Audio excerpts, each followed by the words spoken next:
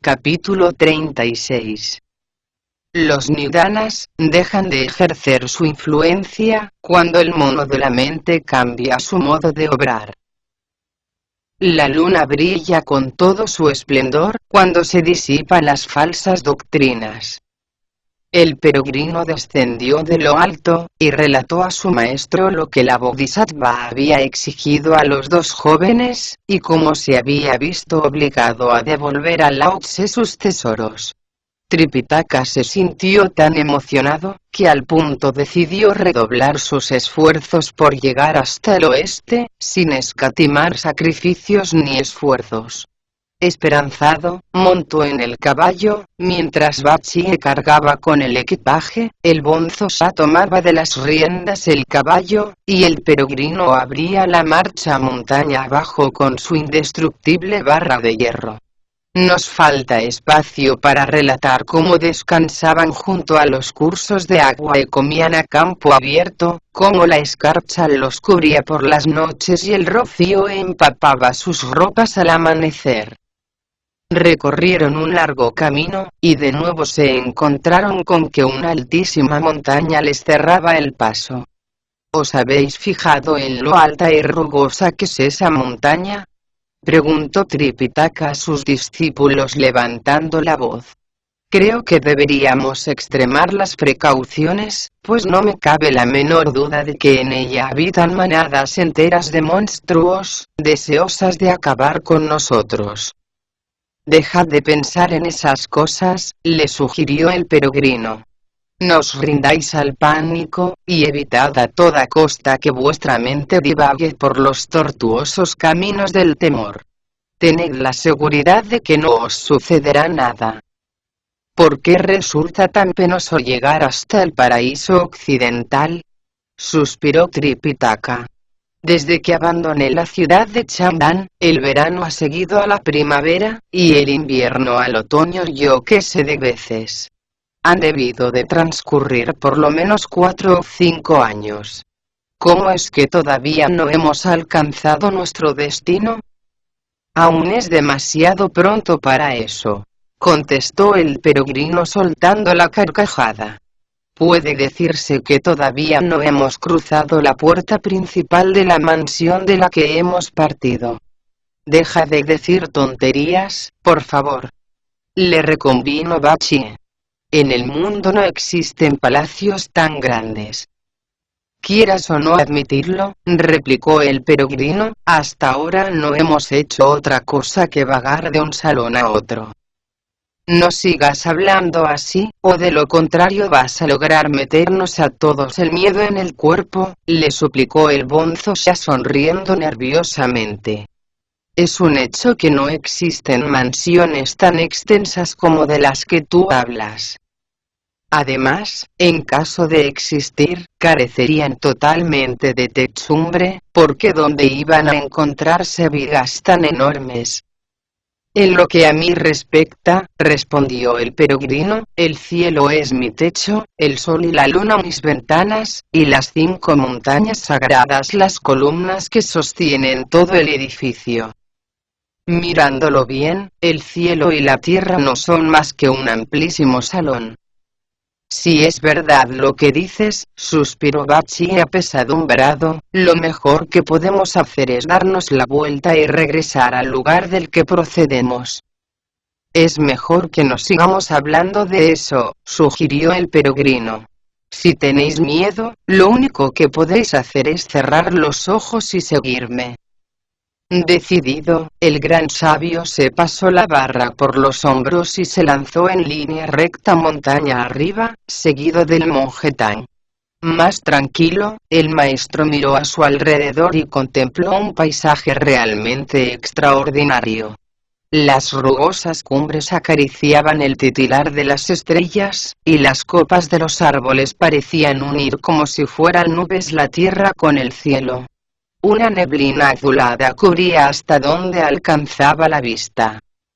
De los valles lejanos llegaba el griterío de los monos, que no lograban apagar los cantos de las grullas que fluían como un río de sombras verdosas de debajo de los pinos. En los arroyos se agazapaban espíritus, que se mofaban con sus gritos de los leñadores. Otro tanto hacían con los cazadores, las almas de los zorros desde lo más escarpado de los riscos. Aquella era en verdad una montaña fuera de lo común. Sus laderas no podían ser más empinadas, ni más profundos sus precipicios. Los pinos que en ella crecían, eran portadores de doseles verdes bajo los que brotaban incontables enredaderas y viñas. Donde menos se esperaba surgía un curso de agua, cuya humedad penetraba como un cuchillo acerado, en los huesos de los caminantes. La rocosidad era tan majestuosa, que sumía a quien la contemplara en un estado de temeroso sobrecogimiento. De vez en cuando se oía el rugido de bestias salvajes, mezclado con el sosegador canto de las aves. Manadas de ciervos cruzaban los claros, saltando como locos en busca de algo que llevarse a la boca. La presencia humana había desaparecido de aquellos parajes. En los cañones se escondían los monstruos, y los lobos corrían en manadas por los desfiladeros. En semejante mundo de aves y bestias, ni el mismo Buda sería capaz de concentrarse y meditar. Sobrecogido ante tal espectáculo, el maestro se puso a temblar, pero no dijo nada, mientras se adentraba en aquel mundo de sombras y malos augurios. A medida que avanzaban, sin embargo, la melancolía se iba apoderando de él. Al final no pudo aguantarlo más, y tirando de las riendas, exclamó: «¡Qué duro es este peregrinaje, Wukong! Nadie me forzó a emprenderlo. Yo mismo me lancé a él voluntariamente, abandonando de buen grado familia y patria.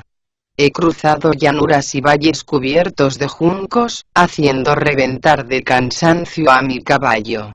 Por poseer el espíritu de Buda y hacerme con las escrituras, no he renunciado a vadear ríos inmensos, ni a trasponer elevadísimas cumbres. ¿Cuándo podré dar por terminado este viaje y regresar al punto del que partí? Ansío tanto inclinarme ante mi augusto hermano, y presentarle mis respetos». «No seáis tan impaciente, maestro», exclamó el gran sabio soltando la carcajada. «Tranquilizaos y seguid caminando. Os aseguro que cuando hayáis hecho los suficientes méritos, el triunfo acudirá a vos de una forma totalmente natural. Para cada cosa existe su tiempo, maestro. No lo olvidéis». Mientras disfrutaban de la belleza del paisaje, el sol se fue ocultando tras la línea del poniente. No se veía ningún caminante, pero resultaba apaciguador contemplar el tímido titilar de las estrellas. A aquella hora regresaban al punto del que partieron todos los barcos que surcaban los 8 ríos, y cerraban sus puertas los 7000 poblados que existían sobre la tierra. Los señores de las 6 mansiones y los 5 departamentos se habían retirado ya a descansar, y los pescadores de los 4 mares y los 3 ríos habían recogido sus redes. Las 2 torres altas emitían una continua sinfonía de tambores y gongs, mientras el círculo brillante de la luna llenaba con su luz el universo entero. El maestro no dejaba de atisbar el paisaje.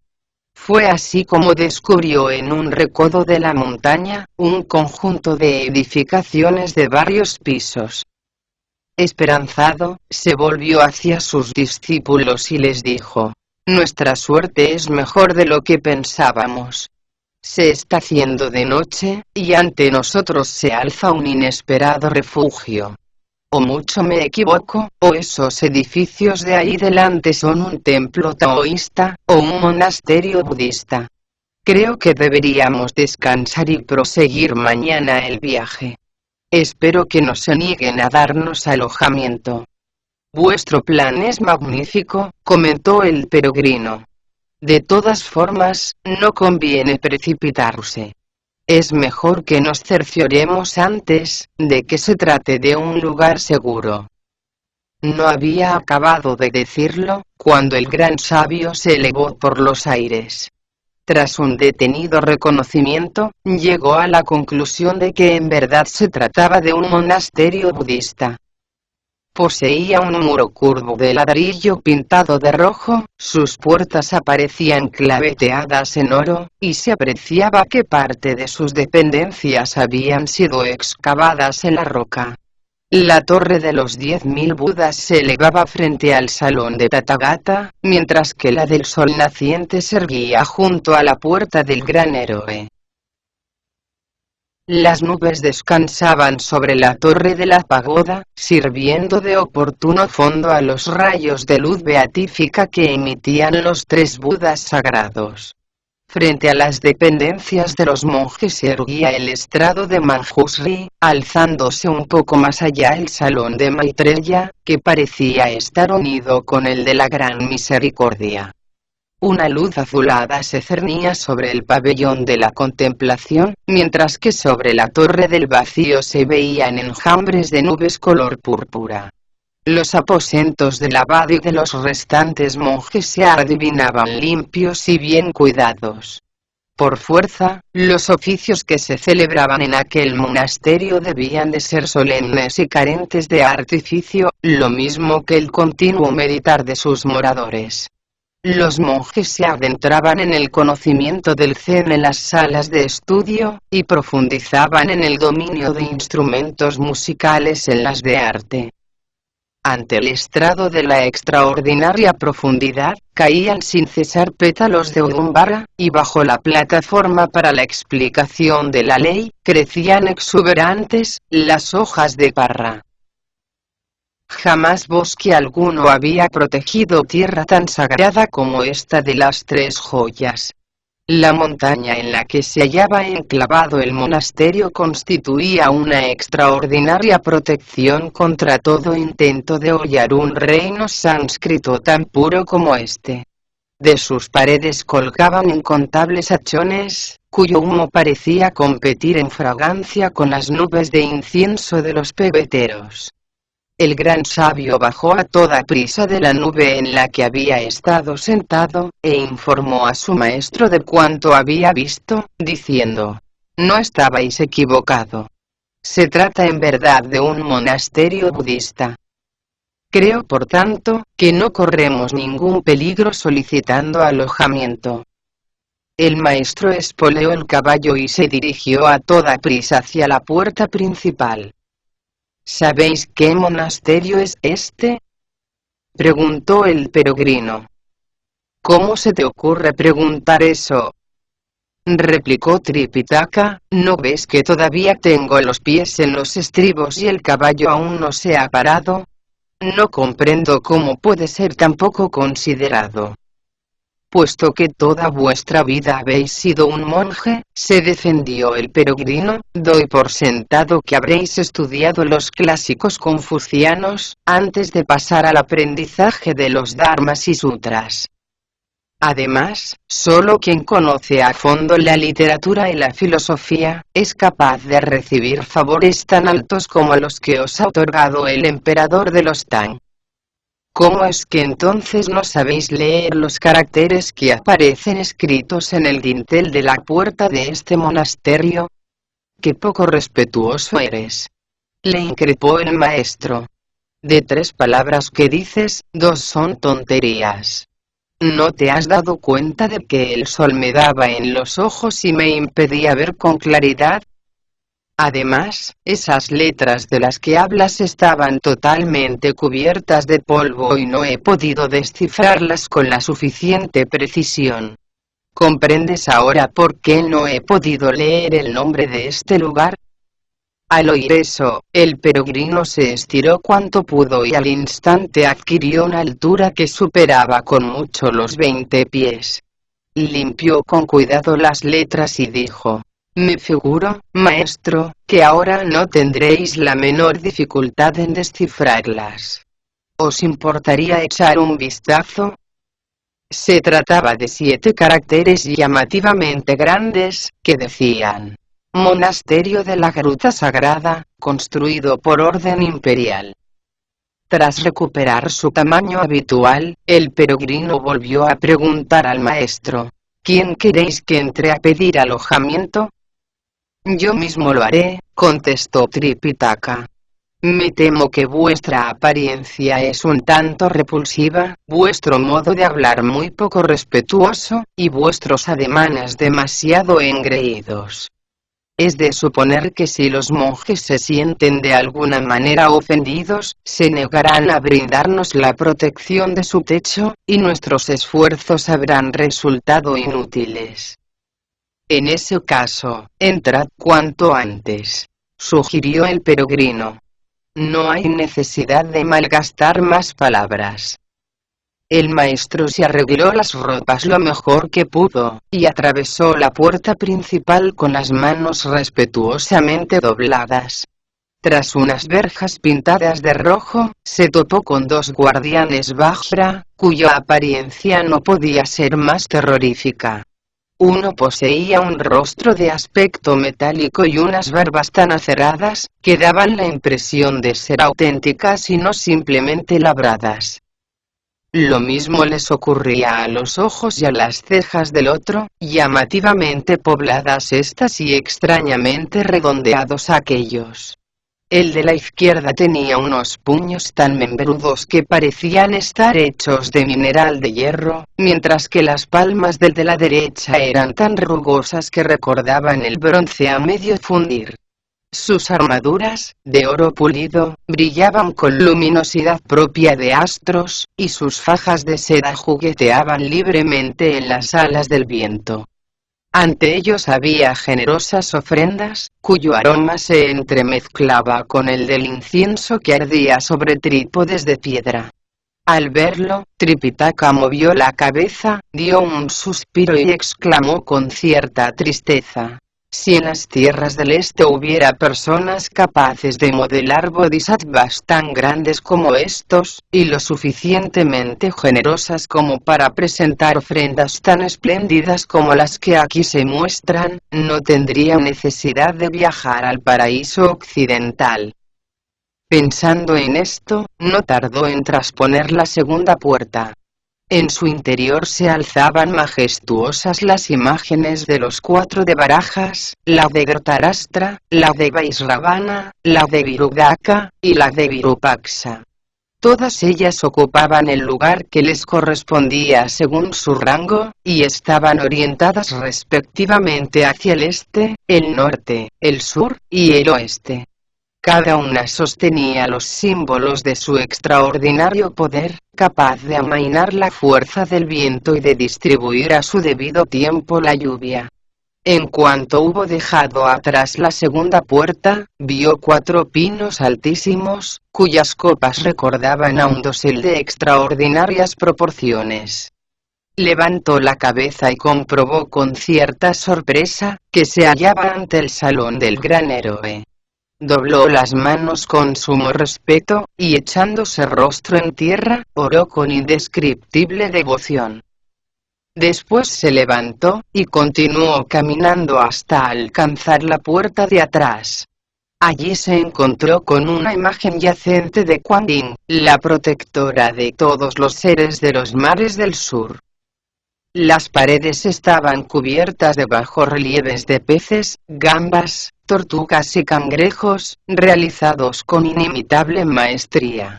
Todos tenían las cabezas y las colas fuera del agua, y saltaban felices de ola en ola. El maestro sacudió de nuevo la cabeza, y volvió a suspirar diciendo: ¡qué pena más grande! ¿Cómo es que los hombres se niegan a someterse al dictamen de la fe, cuando hasta las criaturas del mar no dudan en reconocer la supremacía de Buda?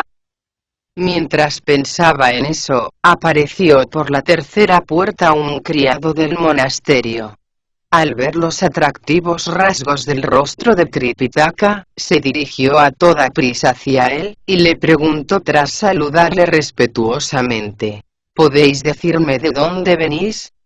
De las tierras del este, contestó Tripitaka, y me dirijo al paraíso occidental en busca de las escrituras sagradas, por deseo expreso del gran emperador de los Tang. Al pasar por estos parajes, comenzó a hacerse de noche y decidí llegarme hasta este lugar de recogimiento a suplicar que me sea concedido pasar aquí la noche.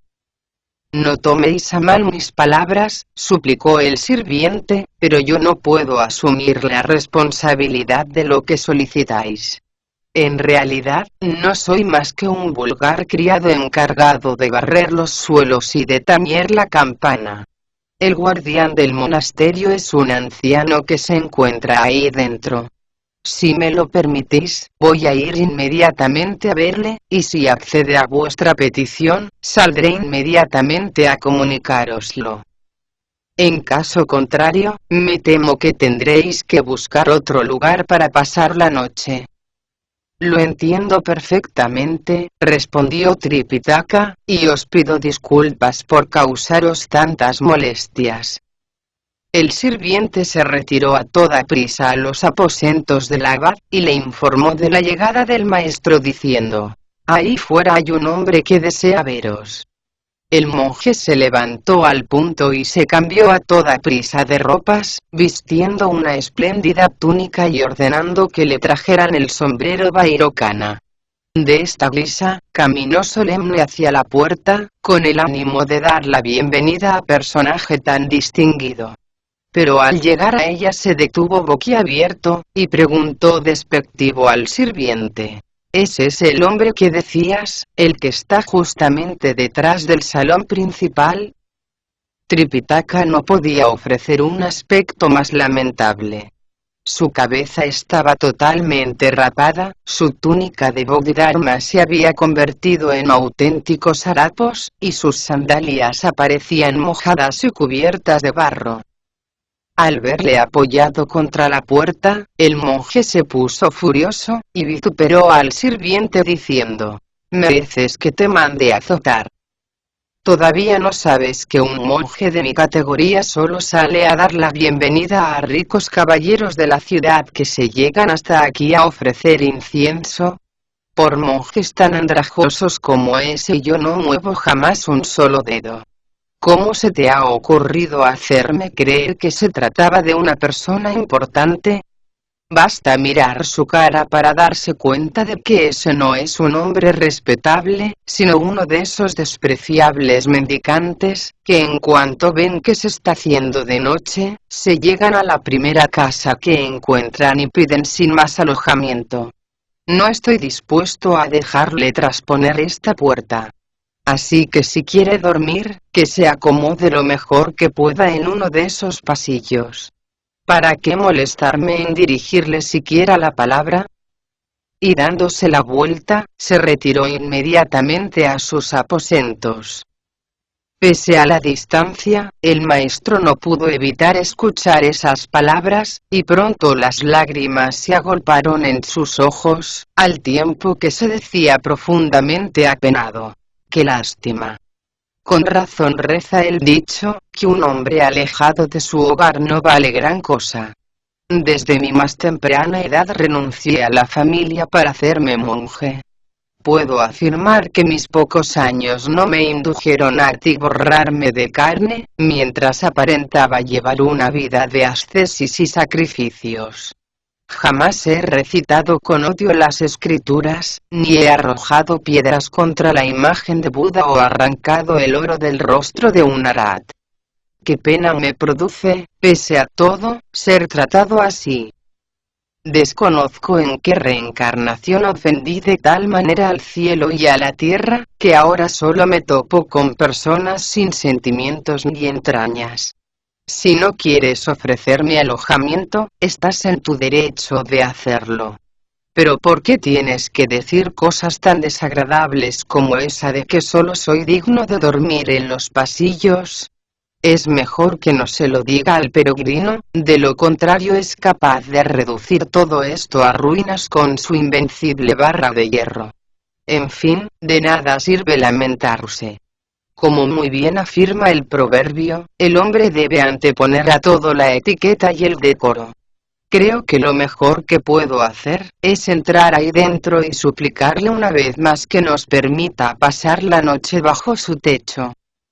Siguiéndole los pasos, el maestro llegó hasta la mismísima puerta de los aposentos del abad. El monje se había despojado ya de sus vestiduras, y a juzgar por lo ceñudo de su expresión, era claro que seguía tan furioso como antes. No es extraño que no hubiera comenzado a recitar sutras, ni a redactar ningún tipo de oración. No debía de ser de todas formas muy aficionado a dichos menesteres. El monje tan de hecho solo podía ver junto a él una mesa sobre la que descansaba una altísima pirámide de papeles. Pese a todo, Tripitaka no se atrevió a molestarle, y en vez de entrar de improviso, prefirió esperar fuera, al tiempo que decía levantando la voz: «Jamás me ha cabido tanto honor como el que ahora tengo de saludaros». El abad se sintió molesto por el hecho de que Tripitaka lo hubiera seguido, pero no le quedó más remedio que tragarse su orgullo, y hacer como si le devolviera el saludo preguntando a su vez: «¿De dónde venís?» «De las tierras del este», contestó Tripitaka. «Por deseo expreso del gran emperador de los Tang, me dirijo hacia el paraíso occidental en busca de las escrituras del Buda viviente».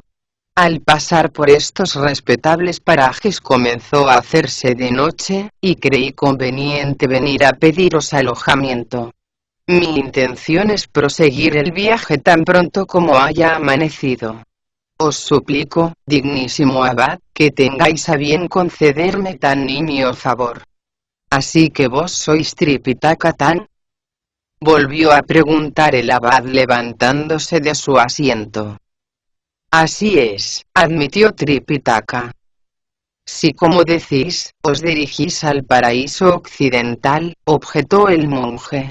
«¿Cómo explicáis que os halléis tan alejados del camino que allí conduce?» «Me temo que es la primera vez que hago un trayecto semejante», se disculpó Tripitaka. «Opino que deberíais regresar cuanto antes a la carretera principal», insistió el monje. «Precisamente pasa 4 o 5 kilómetros al oeste de aquí. No tenéis pérdida, porque allí se levanta una posada llamada de las 30 millas, en la que podréis descansar y comer lo que os plazca. Para vos es mucho más conveniente que os hospedéis allí. Eso sin contar que yo no sabría cómo tratar a una persona de vuestro calibre, que para colmo ha recorrido un larguísimo camino hasta llegar aquí». «Los antiguos solían decir», replicó Tripitaka con las manos respetuosamente recogidas, «que los templos taoístas o los monasterios budistas son el hogar de todo monje que a ellos acude, y que por el mero hecho de serlo, tiene derecho a un poco de comida. ¿Por qué os empeñáis en negarme vuestra hospitalidad? Maldito monje mendicante», gritó el abad perdiendo la paciencia. «¿Es que no sabéis hacer otra cosa que adular y colmar de halagos a quien tiene la mala fortuna de escucharos?» «¿Qué queréis decir con eso?», inquirió Tripitaka. «¿Acaso habéis olvidado lo que decían los antiguos?», contestó el abad. «Cuando un tigre llega a una aldea, todo el mundo cierra enseguida las puertas de su casa. De esta forma, no puede expresar su fiero natural, y su fama declina a ojos vista». «¿Podéis explicarme el significado de ese dicho?», insistió Tripitaka. «Hace unos cuantos años», respondió el abad, «llegó inesperadamente a este monasterio un grupo de monjes mendicantes. Se sentaron delante de la puerta principal y a mí me dio lástima verlos tan pobres, con las cabezas rapadas del todo, descalzos, y a medio vestir. Enseguida los invité a entrar, les hice sentarse en los puestos de honor, y les di de comer cuanto quisieron. No contento con eso, les di túnicas nuevas, y les pedí que se quedaran hasta que hubieran recuperado todas las fuerzas.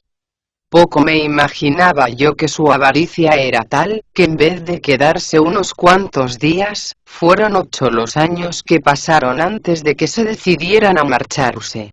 A decir verdad, no me hubiera importado demasiado, si no se hubieran entregado a toda clase de desenfrenos y conducta censurable. ¿Qué fue lo que hicieron?, preguntó una vez más Tripitaka.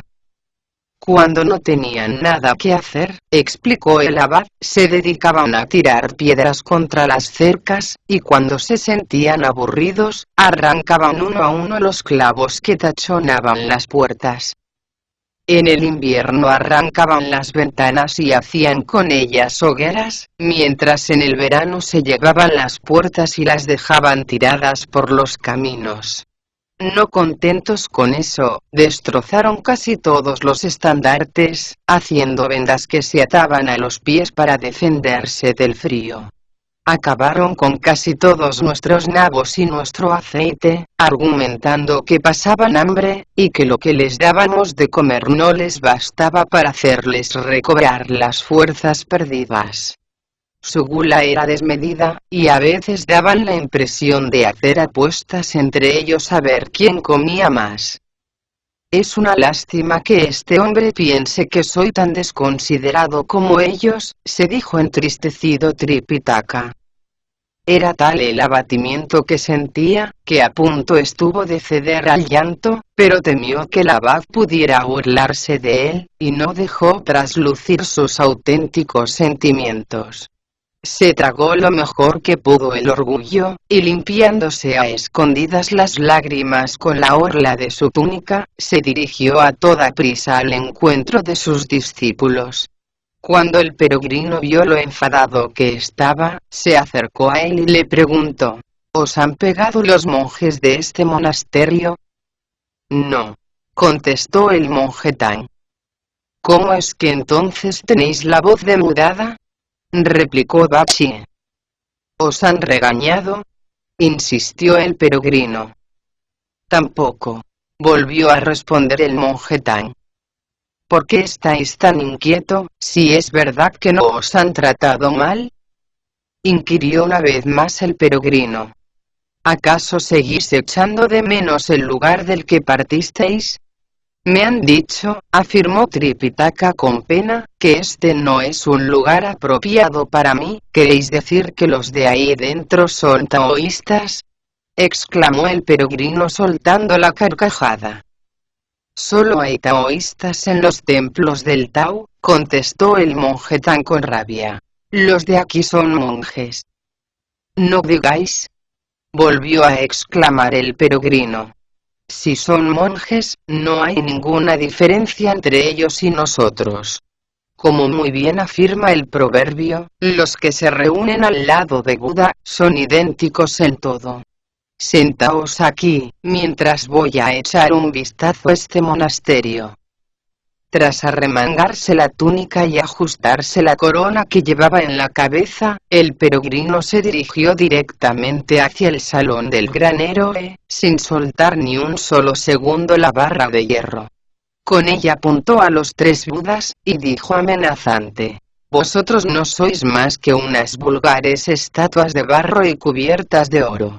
Vuestro poder es por tanto nulo del todo, ¿o no?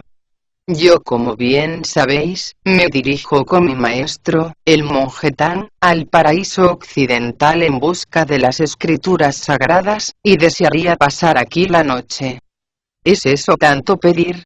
Así que os aconsejo que anunciéis mi llegada cuanto antes a la persona encargada de todo este tinglado.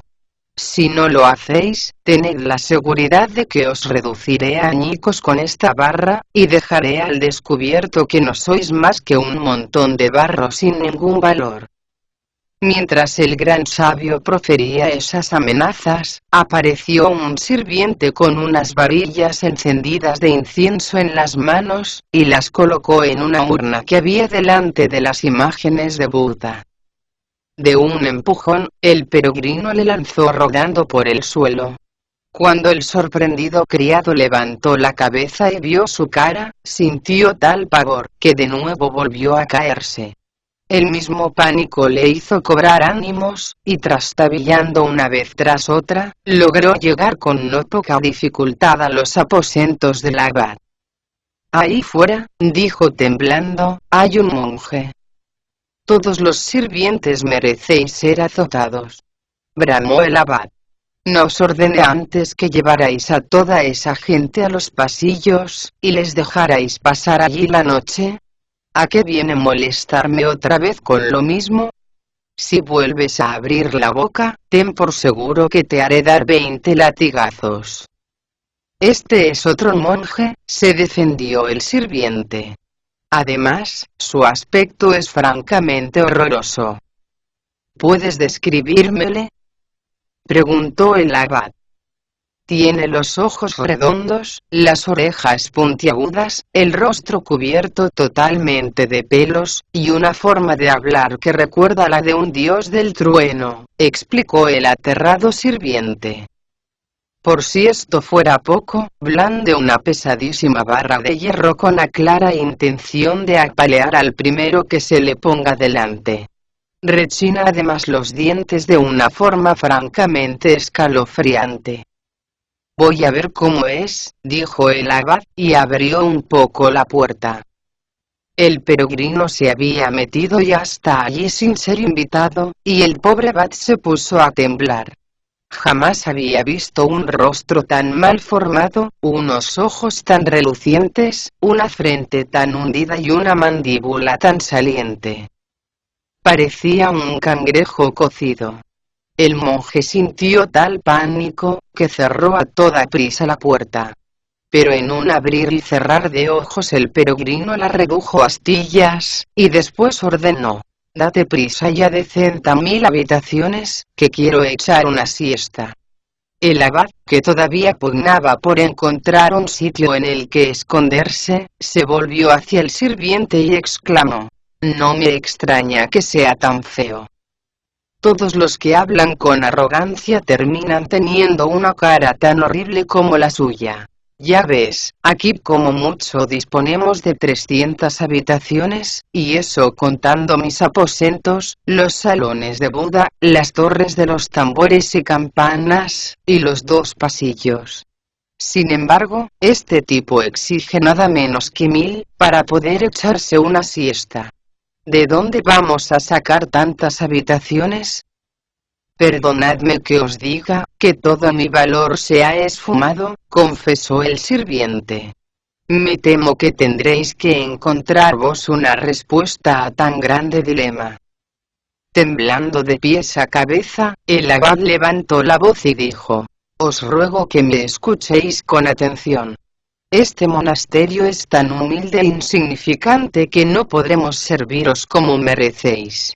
Os sugiero por tanto, que vayáis a otro lugar más adecuado, para pasar la noche. La barra del peregrino adquirió el grosor de una palangana. Con tan poderosa arma el gran sabio golpeó 3 veces el suelo y dijo: eso que acabáis de decir tiene una fácil solución. Marchaos de aquí, y asunto arreglado. Pero nosotros hemos residido en este monasterio desde que éramos jóvenes, protestó el abad. Nuestros antepasados en la fe se lo confiaron a nuestros maestros, y ellos a nosotros. Es nuestro deber hacérselo llegar a las personas que un día han de ocupar el puesto que ahora disfrutamos nosotros. ¿Qué clase de hombres sois, para exigirnos sin más ni más que abandonemos la heredad de nuestros mayores?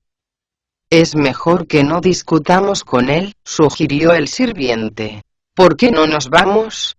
Si no hacemos lo que dice, va a reducir todo a añicos con esa barra. Es imposible rendirnos a sus exigencias, exclamó desesperado el abad. Entre jóvenes y ancianos hacemos un total de 500 monjes. ¿A dónde puede ir una masa tan ingente de personas? Además, si nos marchamos de aquí, jamás encontraremos otro lugar en el que asentarnos. Comprendo vuestra situación, dijo el peregrino al oír eso. Pero tengo una fácil solución. Aceptaré que os quedéis, si uno de vosotros se ofrece voluntario para recibir unos cuantos golpecitos de mi barra. Sal tú y recibe ese castigo por mí, ordenó el abad al sirviente, que replicó muerto de miedo. ¿Cómo se os ocurre pedirme una cosa así? ¿No veis lo enorme que es esa barra? El proverbio afirma con razón que se requieren más de 1000 días para formar un ejército, pero solo basta uno para destruirlo, explicó el abad. ¿Comprendes ahora por qué es preciso que salgas tú y no yo? Es inhumano que me ordenéis recibir un castigo semejante, protestó con decisión el sirviente. Esa barra es tan grande, que en cuanto me roce, quedaré reducido a puro picadillo. Así es, admitió el abad. Y si ese bruto se queda ahí con ella, cualquiera puede perder la vida al chocar distraídamente contra ella por la noche. ¿Y aún queréis que salga? Volvió a protestar el sirviente. Su negativa produjo la indignación del abad, que empezó a regañarle con inusitada crudeza.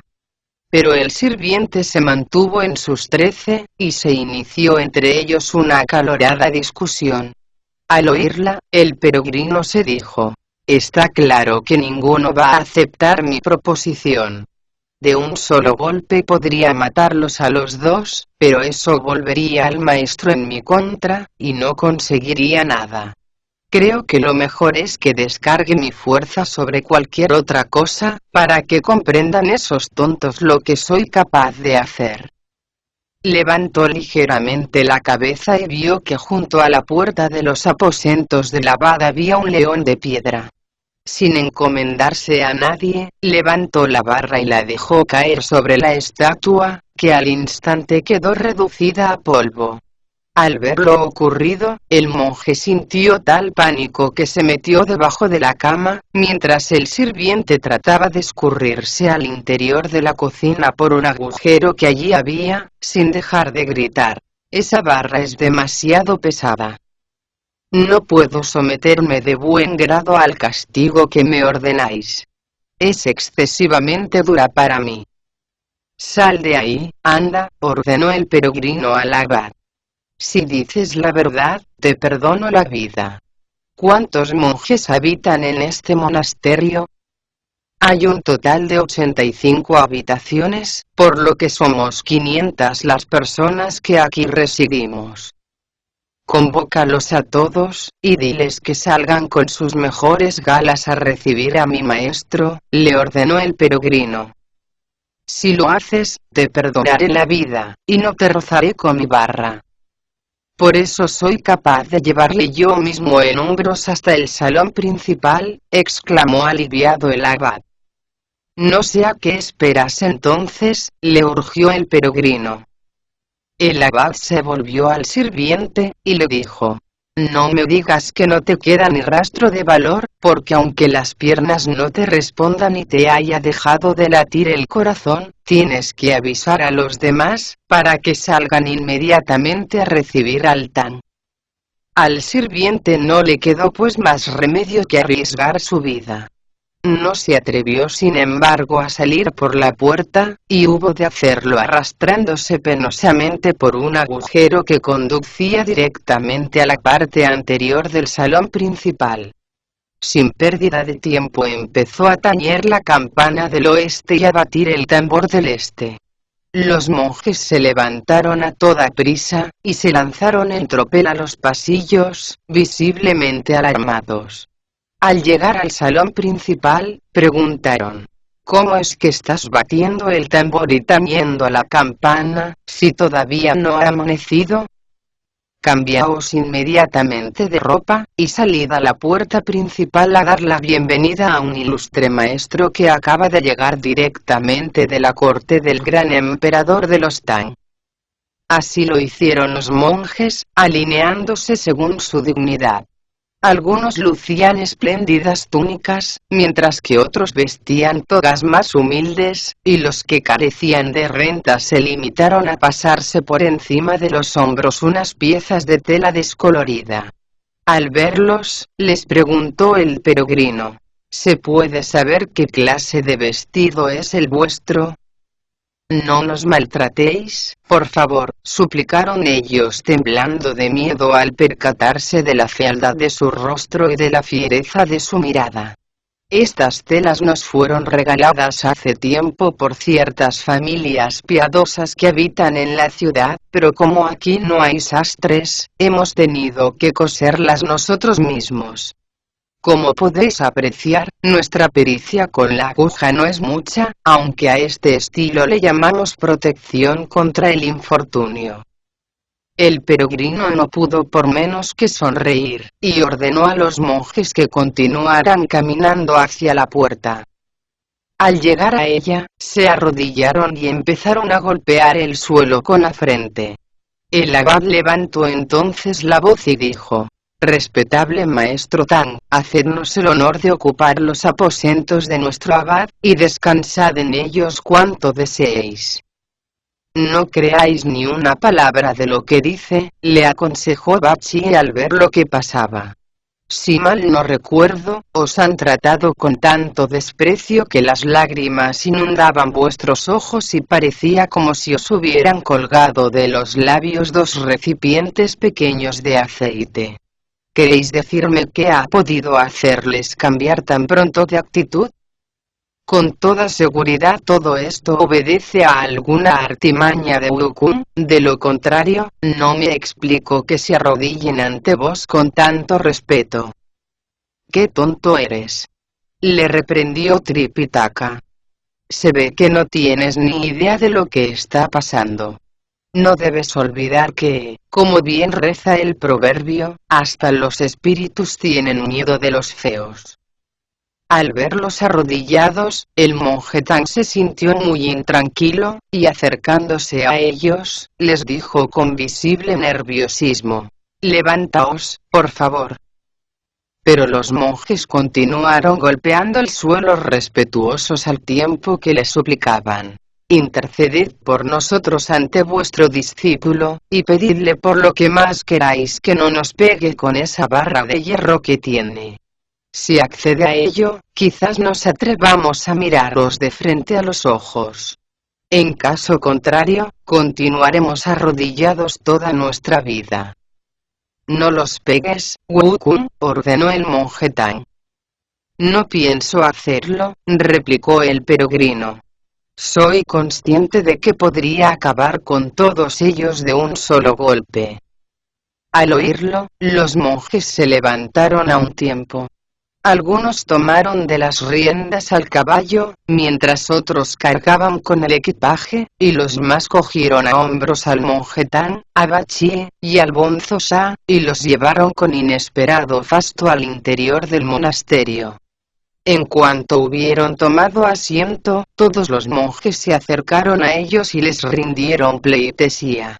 Tripitaka se sintió muy incómodo ante tales muestras de respeto, y dirigiéndose al abad, dijo: «No es preciso que os mostréis tan ceremoniosos conmigo. Al fin y al cabo no soy más que un pobre monje, y todos servimos a un mismo maestro, Buda». «Aunque nos aten los mismos vínculos de hermandad», contestó el abad, «vos sois un enviado imperial, que habéis hecho un penosísimo viaje para llegar hasta aquí. Todo lo que hagamos por vos, será en verdad muy poco, sobre todo teniendo en cuenta que en un principio fuimos incapaces de reconocer en vos a una persona de indudable alcurnia. Permitidme preguntaros si deseáis tomar una comida corriente, o preferís probar nuestros platos vegetarianos». «Jamás he probado carne en mi vida», respondió Tripitaka. «Ya habéis oído lo que ha dicho nuestro respetable maestro», dijo el abad dirigiéndose a los suyos. «Id inmediatamente a preparar un banquete». «También nosotros somos vegetarianos», anunció el peregrino levantando la voz. «Hemos mantenido de hecho esa dieta, desde el momento mismo de nuestro nacimiento». «¿Cómo es posible?», exclamó sorprendido el abad. «Jamás imaginé que hombres tan violentos como vosotros se alimentaran solo de verduras». El peregrino arrugó el ceño, ofendido.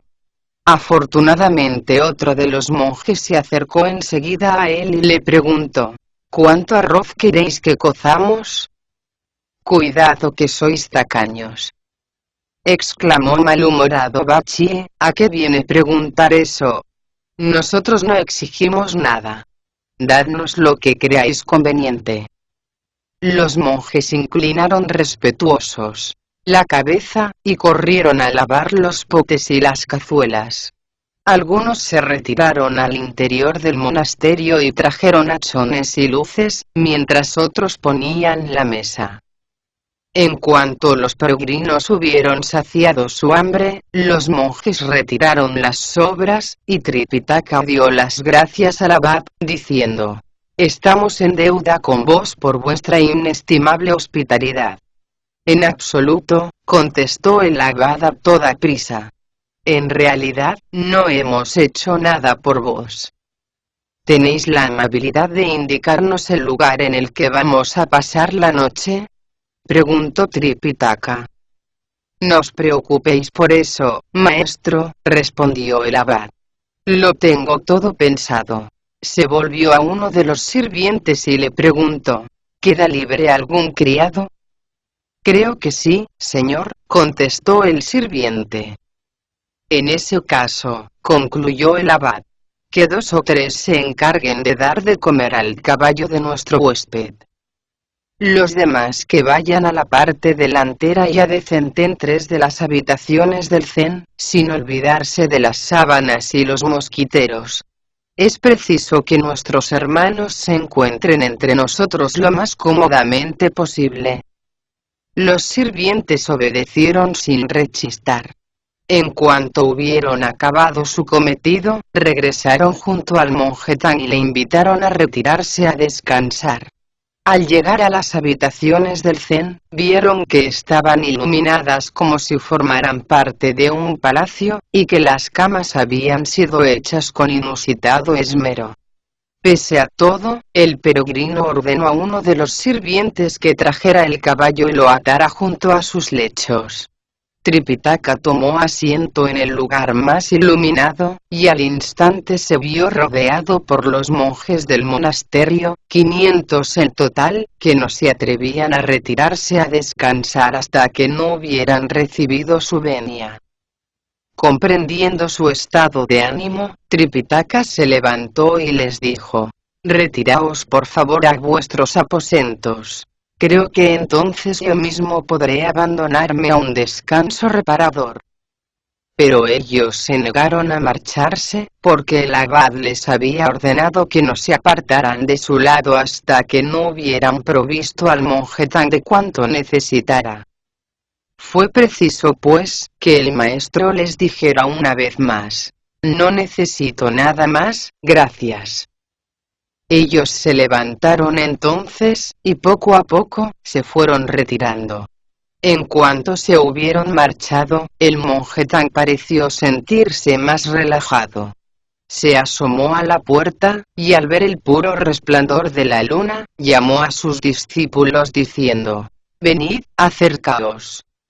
Tanto el peregrino como Bachie y el bonzo Sa dejaron lo que estaban haciendo, y acudieron a su lado. Emocionado por el límpido resplandor de la luna, un disco brillante que iluminaba toda la tierra, Tripitaka compuso en estilo antiguo un largo poema, que dejaba traslucir de alguna manera su añoranza por las tierras de las que había partido. El poema era como sigue: «Suspendido en lo alto, el globo de luz se asemeja a una piedra preciosa cuidadosamente tallada. Su fulgor es tal, que nada de cuanto existe sobre la tierra escapa a él. Muros de jaspe y torres de jade se llenan de la claridad de su luz. Sus rayos se extienden normalmente durante más de 10.000 millas, pero esta noche poseen una luminosidad mayor que la de todas las noches de un año juntas. Parece un enorme pastel de escarcha emergiendo de la azulada oscuridad del mar, o un disco de hielo suspendido con un inmenso clavo del verdor de jade del cielo. En una oscura posada que se alza junto a un camino, el frío de la noche hace quejarse a uno de los huéspedes, mientras que en una aldea de la montaña, un anciano descansa tranquilamente en la humildad de su cabaña. Todo lo contempla la luna con sus ojos de plata. Irrumpe con dureza en la corte de los Han, sumiendo en un extraño desasosiego a los ancianos, y hace que las prostitutas se maquillen con cuidado, cuando su luz comienza a ascender poco a poco por los muros de las torres de Qin. Por ella escribió Yu Liang los poemas que contiene la historia de Qin, y Yuan surcó en su bote innumerables ríos. Cuando se refleja en el borde de copas y tazas, su luz parece lánguida y fría, pero cuando muestra todo su poder embriagador de luz en los claros de los bosques, recuerda la insuperable potencia de los dioses. Al contemplarla, detrás de cada ventana se escucha la canción de la bola de nieve, y se oye en cada hogar el tañido de instrumentos musicales con las cuerdas de hielo. Esta noche su sosegadora belleza viene a posarse sobre un monasterio. ¿Cuándo volveré a verla, reclinada sobre el tejado de mi hogar? La luz de la luna os trae la añoranza de vuestra tierra, dijo el peregrino acercándose a él, pero no debéis olvidar que ella es también el símbolo de los muchos cambios que se producen en la naturaleza. El ser es en realidad una pura apariencia, que cambia continuamente de forma.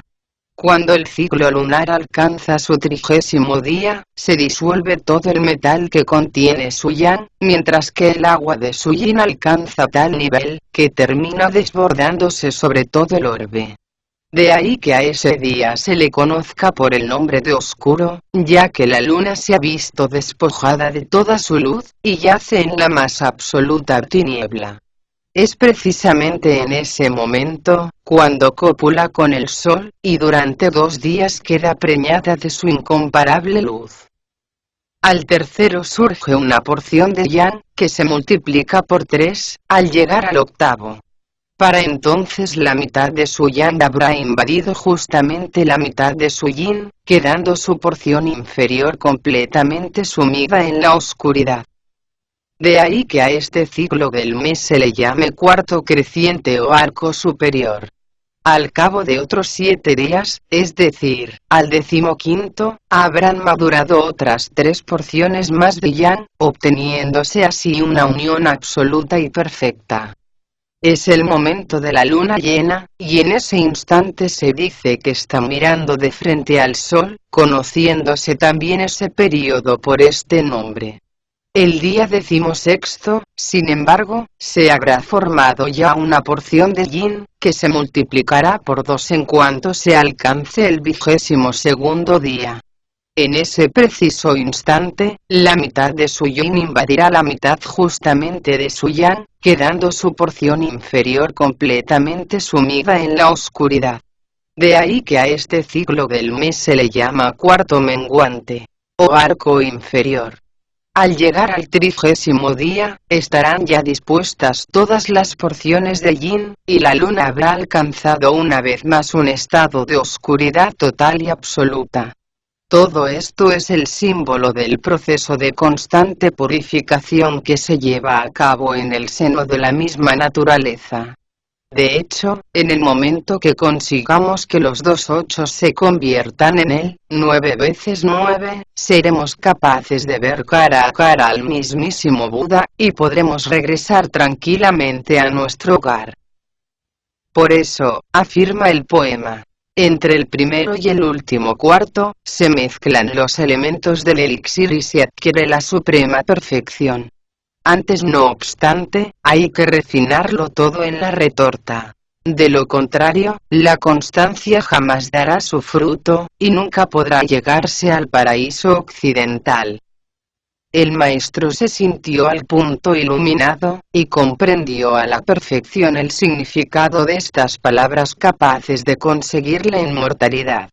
Su satisfacción era tal, que no dejaba de agradecer a Wu Kun lo que había dicho.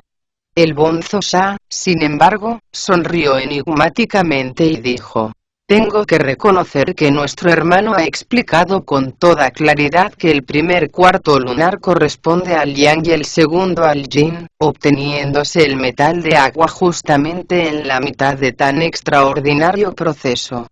No obstante, no ha hecho mención alguna a la circunstancia de que, una vez mezclados el fuego y el agua, su atracción es prácticamente irresistible, dependiendo de la decisión de la Madre Tierra, que dicha unión se lleve a efecto o no. Esto se produce sin ningún tipo de enfrentamiento, ya que el agua procede del gran río, y la luna se encuentra suspendida en el cielo.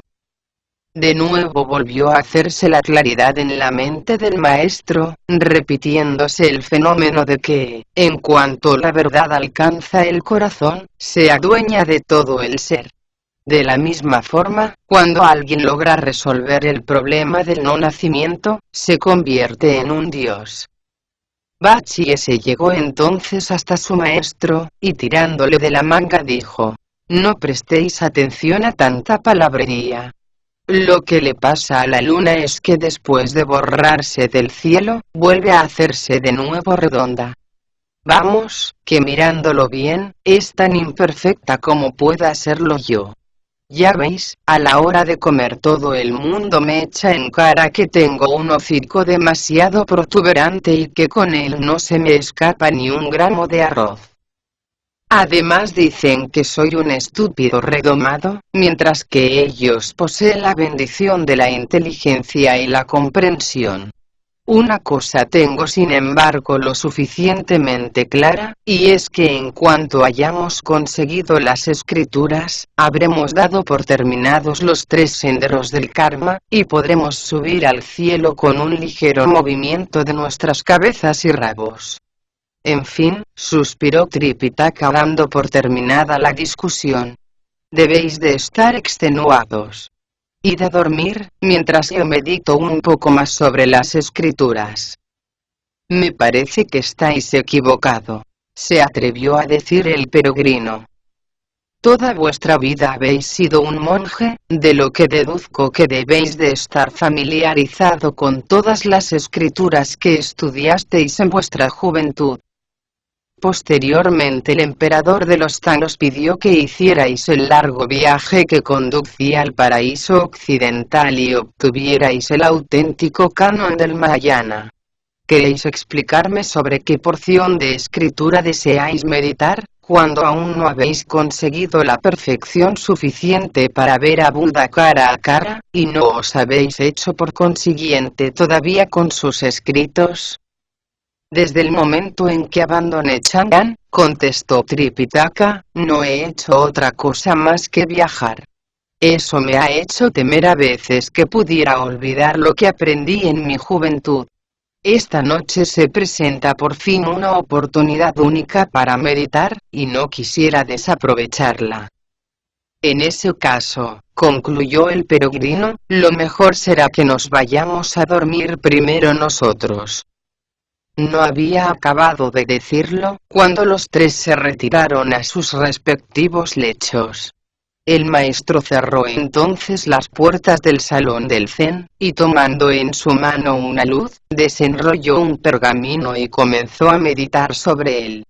En la torre sonó la primera vigilia, y al punto cesó por doquier toda actividad humana. Hasta en las orillas de los ríos se apagaron todas las luces que hasta entonces habían estado brillando sobre los barcos de los pescadores. No sabemos cómo el maestro partió de aquel monasterio. Quien desee conocerlo, tendrá que escuchar con atención las explicaciones que se ofrecen en el capítulo siguiente.